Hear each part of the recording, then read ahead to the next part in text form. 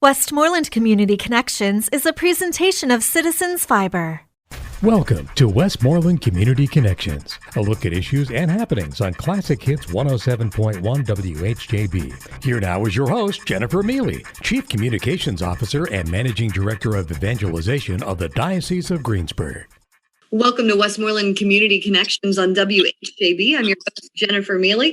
Very happy to be here today to talk to one of our very special guests, the Director of Early Intervention from accessAbilities, a fantastic program here in Westmoreland County that's helping hundreds and if not thousands of individuals every year. Jocelyn, thanks so much for being here. I appreciate it. Thank you. Thank you for people at home who have not had any dealings with accessAbilities. Can you talk a little bit about what it is? accessAbilities is a trusted local nonprofit provider providing services for children and adults since 1954. We provide two lines of services. One is early intervention services for infants and toddlers, birth to age 3. And we also provide services at home and in the community for adults with physical, developmental, or intellectual disabilities. That's great. And so tell us about you and how, where did you grow up and what kind of education did you have to take this job that you got? So I've been with accessAbilities for 11 years. I grew up in Western Pennsylvania, primarily Westmoreland County, went to Kiski Area School District. I graduated from Carlow University with a degree in early childhood and elementary education. And life has taken me to not be in a classroom, but really work in the early childhood field, specifically a lot with infants and toddlers in the Head Start population. So I've had a passion for infants and toddlers, and especially children with developmental delays. So that's kind of driven my path to where I'm at now. I've done evaluations and provided services in the field and worked with a lot of our community partners in the pre-K and childcare environment. So tell us a little bit about your coworkers and what kind of experience they have and what their jobs are in the community. So in our early intervention program, we have around 86 contracted therapists that provide physical therapy, occupational therapy, and speech therapy out in the community, not only in Westmoreland County, but 13 counties in southwestern Pennsylvania. They're all licensed professionals, and they have, some experience working in the with the children and infant and toddler. All their services are provided in the home, so we meet the parents at according to their schedule, or if the child's in a child care facility or with grandma during the day, and they would prefer that we meet them there, we will do that. Our services can also occur at grocery stores. If the children are throwing a tantrum in the grocery store all the time, we can work through that with them too. So we also have they're called special instructors, who are a specialized teacher for infants and toddlers that may be experiencing a delay. And we have a very special partnership with the Western Pennsylvania School for Blind Children. We have 3 teachers of the visually impaired that also support children in the counties that we serve. In our HCS, or Home and Community Services Department, we have a dedicated team of over 200 members working to provide services for adults and anybody over the age of 16. And they support those individuals in completing tasks of daily living, such as bathing, dressing, personal hygiene, food preparation, including eating and drinking, health maintenance activities like toileting, wound care, catheter care. They help with transferring their clients and ambulation. They help the client self-administer their medication. They also do some laundry, housekeeping, and shopping. That's amazing. Now, how do you become a client? Is that what it is, a client or an individual served by accessAbilities? So there's typically a service coordinator for both programs that will help that client get to be a client of ours. If somebody is interested in our services, they certainly can call 724-832-8272 and ask for either program, early intervention services or home and community services, and we can help them get in, meander into our system. Yeah. Yeah, because it's, children, adults, seniors, and it's multiple counties. So this is a large operation. I mean, a very large operation that you guys are doing. Wanted to kind of talk about funding, because we're going to talk about your golf outing, because I know that you take donations. How do you get funded? How does this work? We are funded through a variety of funding sources. In early intervention, we are funded through the medical assistance program. We are also funded through county dollars and infant and toddler waiver funds. So parents never pay anything out of pocket. And our home and community services have multiple funding services also. So the majority of our clients, don't do private pay. They're able to receive services free of charge. If a person is in our home and community services and does not have access to funding, they are able to do private pay if they would like also. Wow. I mean, it's a lot, but when people do private pay, you probably want to help them offset the cost, which is exactly need those donations, what they're going to help and support these individuals who you serve. So what we wanted to talk a little bit about the golf outing that's coming up on August 9th at Westmoreland Country Club. So give us the scoop. What's it called? What's the theme? What can we expect to see there? Sure. Our annual golf tournament is going to be held Monday, August 9th at Westmoreland Country Club. We're looking for around 144 golfers. It's a beautiful club, world-class golf course. Currently, we do have some sponsors, PNC Bank, Huntington Bank, Spitzer Toyota, and Elite Transportation, but we do need more. We are accepting donations for the event and sponsors. We're looking for advertisers for the program for the event. And we are definitely in need of donated items to be auctioned off the day of the event as well. Golfers can register, or somebody can make a donation at accessAbilities.org, and that's accessAbilities.org under the You Can Help section, and they would click on events. Or somebody can call 724-832-8272, extension 1027, and leave a message for Shannon, who's coordinating our golf outing this year. It's really a great chance to check out the private course at Westmoreland Country Club and know that your golfing is going to help change somebody's life. Sure will. I mean, full range of ages, the individuals that you serve. Mm-hmm. Let's talk a little bit about the individuals that you serve. You are focused on the early intervention, correct? Mm-hmm. That's correct. Okay, so give us an example, or maybe tell us a great story without mentioning any names of, maybe a few individuals that have been served, and maybe this will resonate with people at home who need services.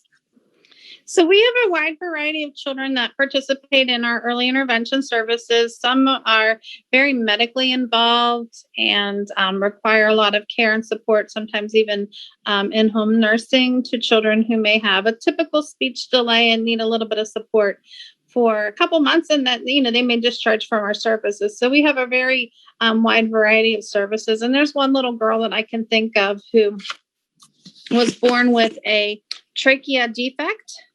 And she's had multiple services throughout her the first 3 years of her life. She came home after spending 9 months in the hospital when she was born.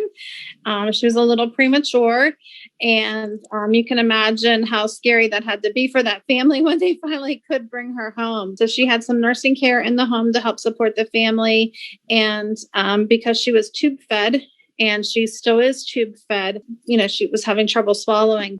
She required the support of our therapist to help keep her oral motor skills going. So they did a lot of stimulation with her mouth, because the muscles in your mouth are very important for things like talking and eating and so forth. And although that wasn't something she could do at the time she joined us, we joined our program, they needed to be able to make sure that they could continue to work on developing those muscles in her mouth so she could use them later in life. She was just a miracle, just a little angel. She eventually when she came home, she was on a little ventilator that she, before she was mobile, sat beside her crib, and it was just a little ventilator. And the last time I got to see her, she was getting close to turning 3, and she had it on one of those little scooters. Remember in gym class how you had the scooters? It was actually like strapped onto that, and she would pull it around her home. Just, it wasn't out of the ordinary to her, although to anybody who saw her would probably be like, oh my goodness, what is she doing? And that kept her breathing. She was amazing. So through the help of the physical therapist and the occupational therapist, she was able to develop really good motor skills. She was delayed from the start, but developed her motor skills really well. She could climb and did some steps, and, anywhere that she could go as long as she had enough lead from her tubing for her ventilator. She, the therapist helped because mobility, she was very mobile. Sometimes when we have children that involved, they're not as mobile. She was, needing to be tube fed, and that's really hard to keep a 2-year-old sitting. So they came up with a little backpack that she was able to put on, and they could connect the tubing, and she could go about her daily activities and, still have the feeding and so forth. So she was amazing. She had an iPad, and will probably continue to use an iPad for some time just because speech sounds are difficult for her. But with that iPad, because she was able to have some words that she could use, that she could actually, and this is a little girl who's was not quite 3 the last time I saw her. She could, touch some words on the iPad to be able to tell you what she wanted, give her some choices. There was some, to get, and it helped give her a voice. They had a couple buttons on there that they programmed. So when her uncle came, she could say, "Hi, Uncle Johnny," for, and he could, she could talk to him, and she could, hit some of those buttons to be able to carry on a conversation. So she learned a lot of signs through our speech therapist so that she could also communicate with her nurses and so forth. So just a miracle. As I hear you talk, I just can't help but wonder how emotionally involved this job is that you have as well. I mean, you're so connected to these patients. Mm-hmm. Our therapists truly are. They, they're constantly, thinking about how can I support this family and what can we do to best help this child's needs. So we have a lending library, or also known as a resource library, so that if there are items that the families need to help with feeding, motor development, learning, they are able to borrow those items. Some of them are consumable, so we might not get them back. We realize that. But that's one of the unique things about our agency that we're able to do through generous grants through the Robert Shaw Foundation, the Indiana County United Way.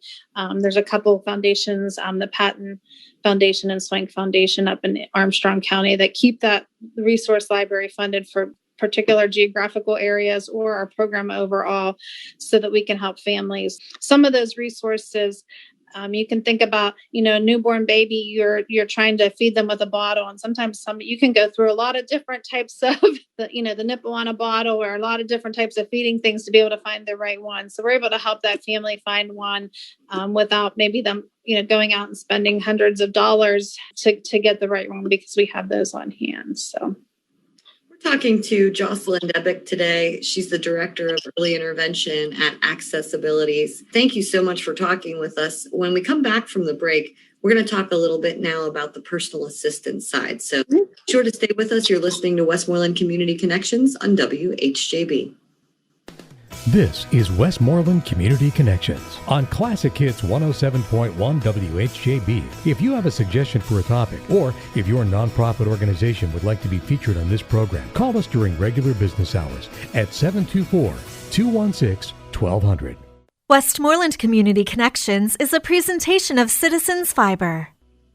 Welcome back to Westmoreland Community Connections on WHJB. I'm your host, Jennifer Miele. Happy to be talking today to Jocelyn Debick. She's the Director of Early Intervention Services at accessAbilities. We've spent the last 15 minutes talking about all of the wonderful programs and services provided by accessAbilities and throughout Western Pennsylvania, hundreds and thousands of individuals served. You just finished telling us a story about a little girl who was born with a trach problem, and your organization is helping her learn to live like that and learn to live well and improve her quality of life, which is fantastic.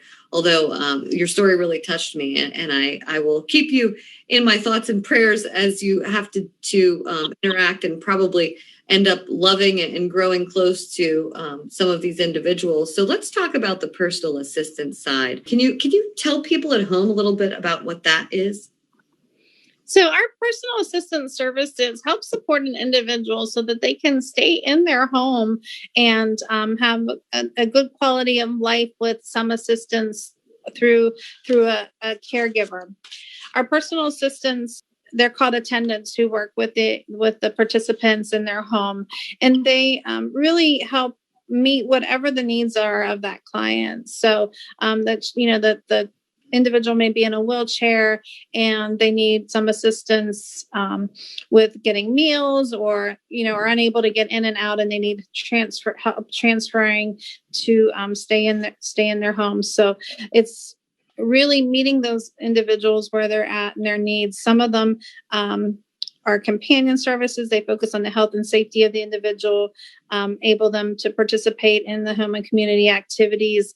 We have one individual who volunteers at the Westmoreland County Food Bank. So he's unable to stay on his own, but we have a caregiver that will go with him to the food bank, and he volunteers there regularly, helping pack boxes and so forth, so that he himself feels like he's making a difference, and he is in the community, and that caregiver is there to support him. Sometimes we provide respite for family caregivers through short-term supervision of care or long-term. So an individual may need somebody to be in the home with them to provide care, and then their significant other or their parents may be able to go to work and know that their loved one is being taken care of well at home while we're working. We work on sometimes things like basic banking, budgeting, health tips, making sure that they connect with social service agencies as needed also too. They're really, really wonderful services. So if I was caring for an elderly family member or an ill family member and was seeking something like respite care, how do we get a hold of you, and how do you find those services? So the best thing to do would be to call our phone number, 724-832-8272, extension 1069. You can also email, you can visit our website at www.accessabilities.org.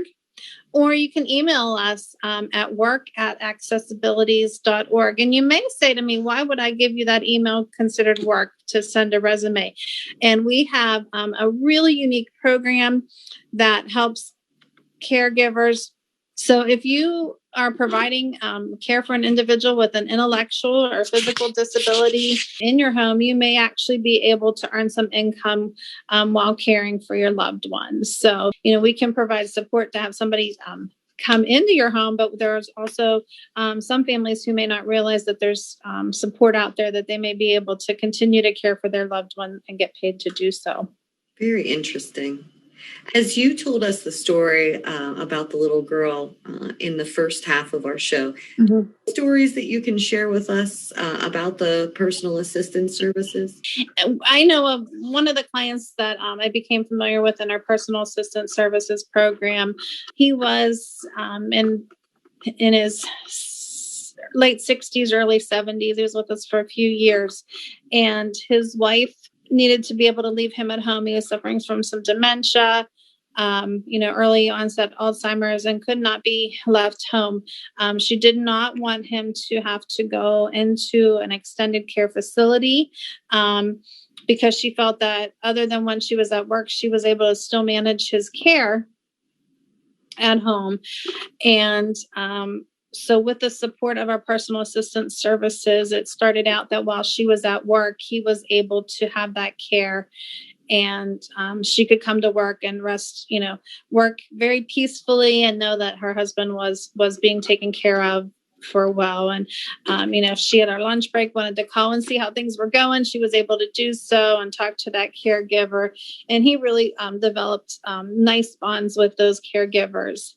And when the wife had to have some surgery herself, so she needed to have, say, a knee replacement, that she knew she was going to be in the hospital for some time. Our home and community services were then able to provide 24-hour care for that individual, for her husband, so she could go and have that surgery and know her husband was being taken care of. You can think of all the things that were on her mind, and that was able to help relieve that piece of it. And when she came home, they still were able to provide some care, not for her because she could manage her own health, but we're able to help provide some of that care. They were able to receive authorization, that he could continue to receive care while she convalesced. So just really beautiful. And he was able to, continue his life. He has since passed away, but he was able to continue his life at home without having to go into a skilled nursing facility. And, she was able to really have comfort with the care and decisions that she had made for him. Wow, that's a great story. And again, so some of this can be funded, some of it may be private pay, and then donations and grant funding offsets. Is that right? That's correct. And we can help. We're able to, talk to an individual and point them in the right direction. If it is something that can be funded, we can point them, to where to get started. Sometimes we can provide services, private pay, until they get, if it's an emergency, until they get the funding they need. Sometimes they can retroactivate that payment. So we're really able to, if they give us a call with it, we're able to help them access the resources that they may need. And speaking of access, I think whoever did the branding, right, on accessAbilities, it's brilliant. It really is. It's brilliant because I think, your goal is to provide access to a higher quality of life, right? I mean, that's right. And in so many ways, the people who work for you, make that possible. Now, tell me about employment. Are there employment opportunities right now at accessAbilities? We have lots of employment opportunities right now at accessAbilities. In our home and community services department, we have opportunities for attendant care positions, and it's really a rewarding career. Those positions can be part-time. There are full-time options. Also, if you're full-time, there are some benefits involved, that help support that employee. It's really rewarding, and the schedules are flexible. So we have parents who have children at school who may work while their children are at school, and and we work with our schedule for them to be home, or maybe they need a later shift, and we can work with that. They need help that way. So we're very flexible with scheduling, and there is opportunity, and you need to have a high school diploma, but we do a lot of on-the-job training for those positions too. Exactly. So I was just going to ask, is it a clinical position, or, do you do the training? We do the training, so they don't have to come in as a CNA or an LPN, and those are a bonus, but, we can provide on-the-job training because we're not quite to the point where we're doing like a licensed nursing support for the family. Right. So this is more of the respite care and short term. So that's very nice. And I love the story about, one of your employees going to help the individuals that you serve volunteer at the food bank. I mean, that's priceless. That's his opportunity to live out his hopes and dreams and for the community. We really look at what are the possibilities. We don't focus on what the disability is, but what is the possibilities? What are the possibilities for the individuals that we work with? For sure. Now, we were just talking about accessAbilities golf outing coming up on August 9th at Westmoreland Country Club. This is an important golf outing because it does help to offset some of the cost of this care if it's not fully covered by insurance or medical assistance or whatever the pricing may be there. And you want to be able to continue to provide people with help but who need help offsetting the cost. And I assume that's why you guys put so much time and effort into the golf outing. It truly is. It really helps offset the costs that aren't covered by other funding sources that we have. So, so if there is a family that comes to us with some needs, we're able to help offset the costs of their care, if we would need to do so. So am I going to see you on and the resources are available Yeah. Am I going to see you on the golf course on August 9th? Unfortunately, not. I'm not a golfer, but I am often a volunteer. And Westmoreland Golf Course is a beautiful, beautiful facility. It's not a course that people often get an opportunity outside of a tournament and an invitation to get to golf out if you're not a member. So, we do encourage folks, if you've been wanting to golf there and haven't had the opportunity, or it's a course that you love, please come out and enjoy the day. Good camaraderie and just a delightful afternoon.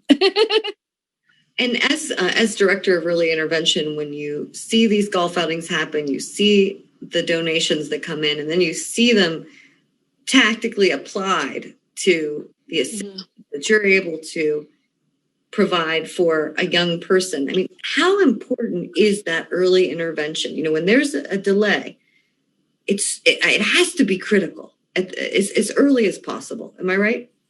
That's correct. A child's brain is developing at such a rapid speed when they are an infant and toddler.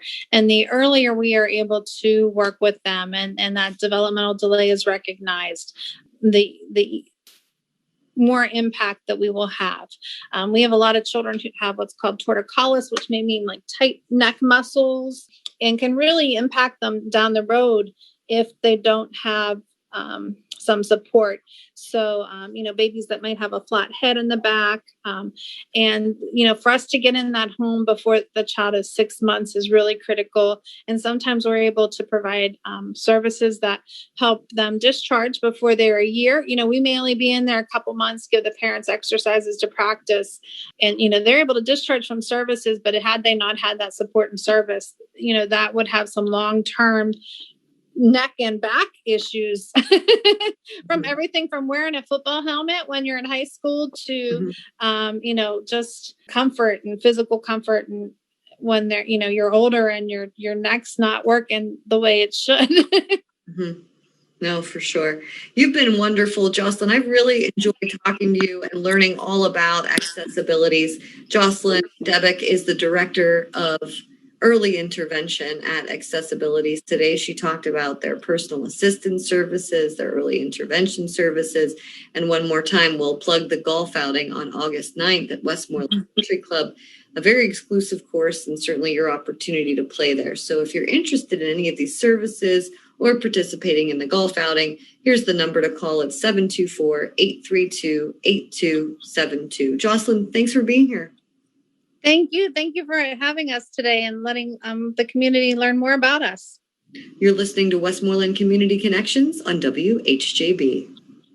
This has been Westmoreland Community Connections, a look at issues and happenings in and around Westmoreland County. Join us again next week on Classic Hits 107.1 WHJB. Westmoreland Community Connections is a presentation of Citizens Fiber.